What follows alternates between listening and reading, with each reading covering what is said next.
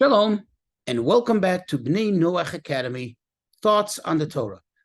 Please remember to hit the like button, to subscribe, and most importantly, to share this insight and inspiration with friends and family.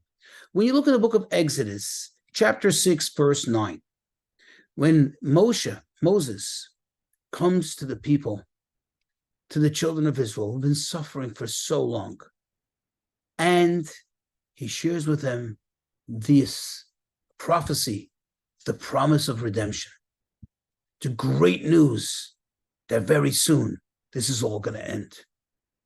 What happens? It says, Velo shamu el Moshe. They didn't listen. They didn't hearken to Moses. Mikotzer ruach, from shortness of breath. In other words, they were exhausted. They were fatigued. They were just so overwhelmed. They just didn't listen to him. Ume avodah kasha, and because of hard work. Now let's take a moment to analyze this. We know that the Torah never tells us any superfluous words. If something can be understood, could be implied, there's no need to say it. It's as if it's written, it's obvious. Well, if they didn't listen to Moses because of the shortness of breath, what is the shortness of breath from? What is it a result of? Obviously, because they were overworked, because they were oppressed. So why the need to add because of hard work, because of the hard labor? Perhaps the Torah is telling us something very powerful. You see, the sages tell us,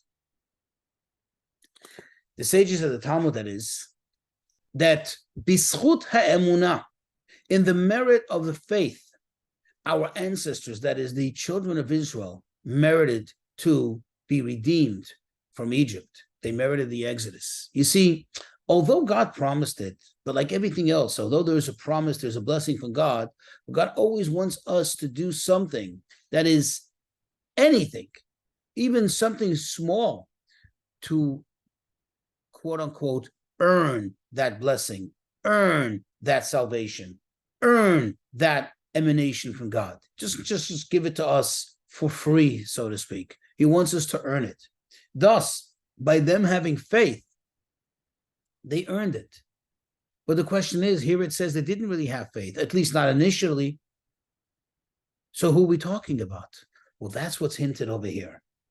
What's hinted in this verse is, it's that the men who were directly subjected to this hard, back-breaking labor, they are the ones that didn't initially accept or listen to the words of Moses.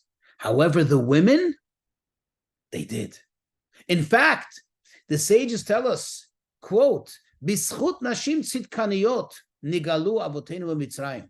It's in the merit of the righteous women that our ancestors, meaning the entirety of the children of Israel, were redeemed from Egypt. Now, of course, some can ask, perhaps cynically, of course the women were more eager or more readily available to listen to Moses and to accept it and have faith. They weren't overworked. They weren't suffering as the men. Correct? Sounds like a good question, right? So it was more convenient to them, so to speak, to believe. Why not? Actually not. In many ways, the women had it far more difficult, far worse than the men. Number one, remember that the children were being killed. There's nothing worse that can happen to a mother who carried a child for 9 months, who was so attached to the child, it's part of her. And that child is born only to be taken away and killed. There's nothing worse. And of course, on top of that, we know that it's the women also who had to work, albeit not the same labor that the men were subjected to, not the same type of labor, but they were subjected to enslavement too. Moreover, think about the woman who has to lead her home, who has to fend for her family, and her husband's gone. They suffered on all fronts, in all ways. And yet, the women's intuition when it came to faith was always far superior to the men. And indeed, it's the men who didn't listen.